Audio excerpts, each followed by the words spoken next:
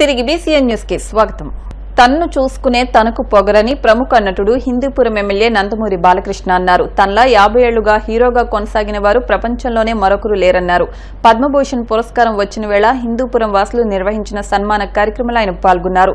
జీవితంలో రెండో ఇన్నింగ్స్ ఇప్పుడే ప్రారంభమైందన్న బాలయ్య మరిన్ని మంచి సినిమాలు చేస్తానని హామీ ఇచ్చారు. హిందూపురం తనకు రెండో పుట్టినిల్లని అన్నారు. ఇక్కడ తనకు పౌర సన్మాన సభ నిర్వహించడం ఆనందంగా ఉందన్నారు. దీనికి కారకులైన అందరికీ కృతజ్ఞతలు చెప్పారు. హిందూపురం ఎమ్మెల్యేగా తను 3 సార్లు గెలిపించి ప్రజలు తన బాధ్యతను మరింత పెంచారని చెప్పారు.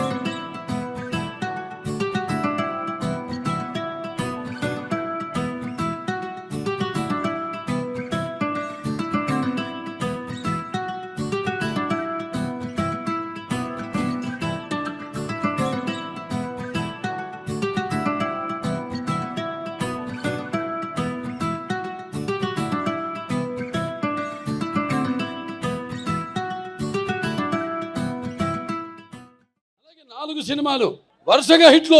అఖండ గాని, వీరసింహారెడ్డి కానివ్వండి, నెలకొండ భగవంత్ కేసరి కానివ్వండి, ఆరుతో డాకు మహారాజు కానివ్వండి, 4 సినిమాలు హిట్ల తర్వాత 50 సంవత్సరాలుగా హీరోగా ప్రపంచంలో ఎవడు లేడు.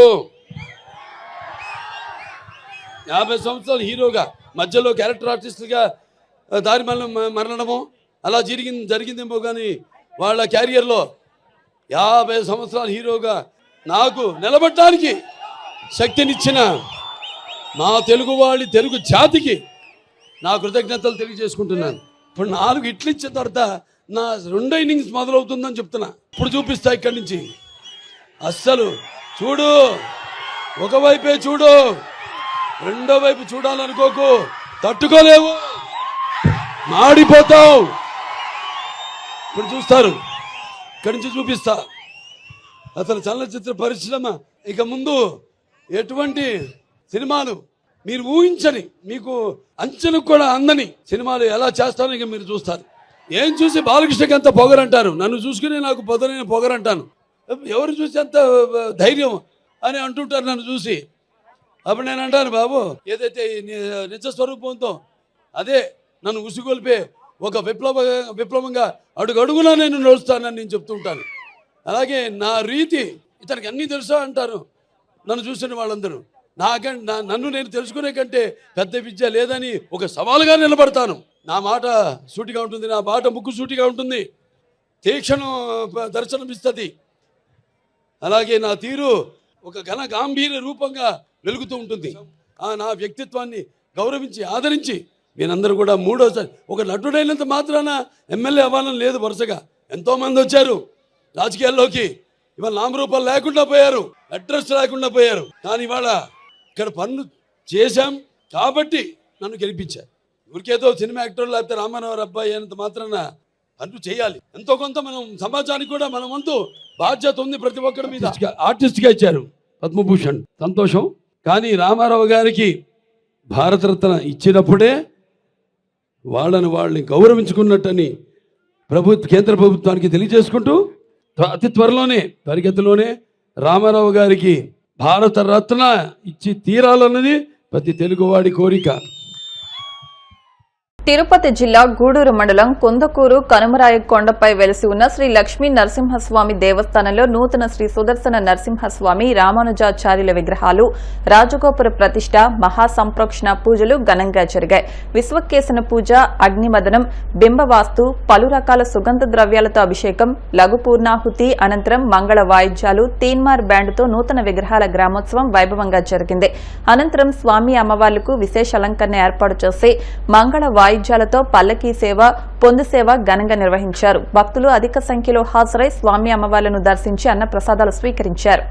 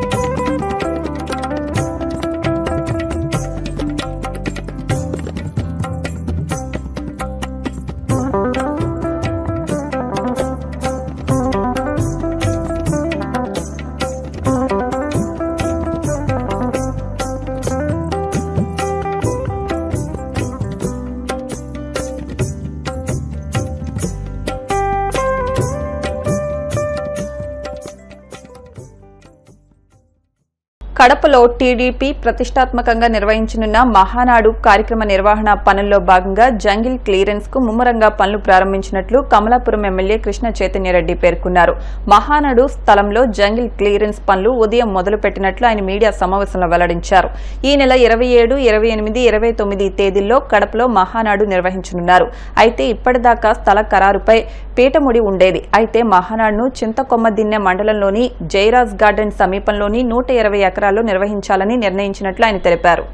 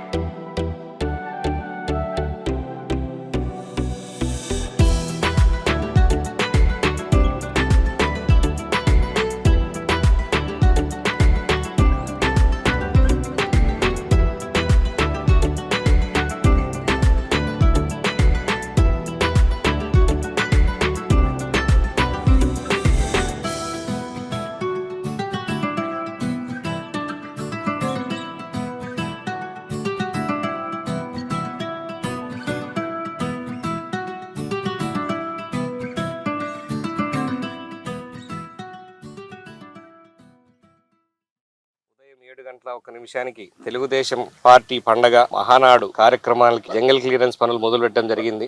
7వ తేదీన ఉదయం 9:50 పనులు ప్రారంభించి మంచి ముహూర్తాన పనులు ప్రారంభించేసి ఈ యొక్క కార్యక్రమాలు మొదలు పెట్టడం జరుగుతుంది. తెలుగుదేశం ప్రభుత్వం ఎంతో ప్రతిష్టాత్మకంగా జరిగే ఈ మహానాడు సభలు ఈసారి కడపలో జరగడం చాలా అదృష్టంగా భావిస్తున్నాం. పెద్ద ఎత్తున ఏర్పాట్లు జరుగుతున్నవి. ఇంతకు ముందు ఎప్పుడూ లేనటువంటిగా చాలా ఘనంగా చేయాలని చెప్పేసి మాకు ఆదేశాలు వచ్చినాయి.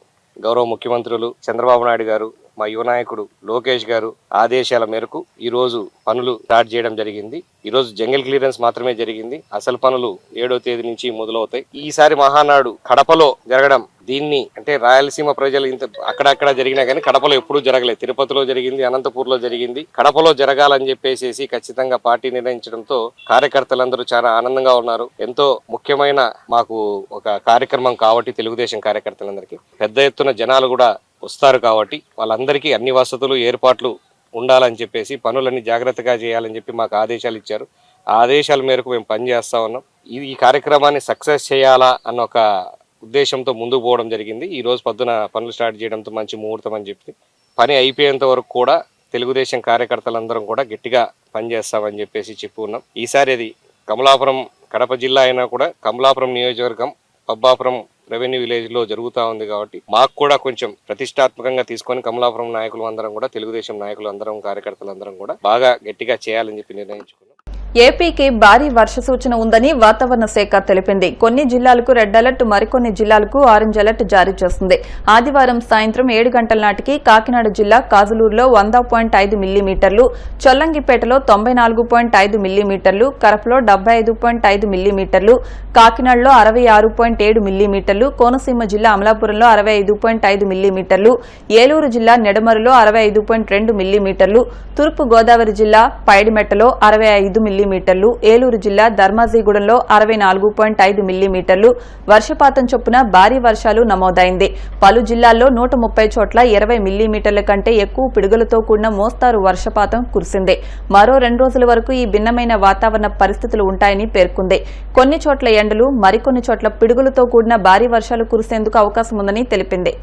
తెలంగాణ మాజీ మంత్రి సిద్దిపేట ఎమ్మెల్యే హరీష్ రావు మరోసారి మానవత్వం చాటుకున్నారు.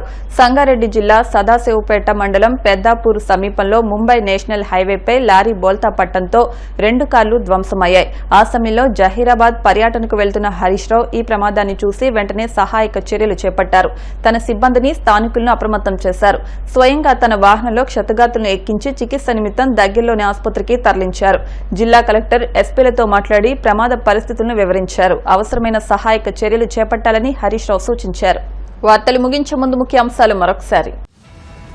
మంగళగిరిలో నారా లోకేష్ ప్రజా దర్బార్ కు అనూహ్య స్పందన. భారీగా తరలివచ్చిన ప్రజలకు నేనున్నానంటూ మంత్రి భరోసా.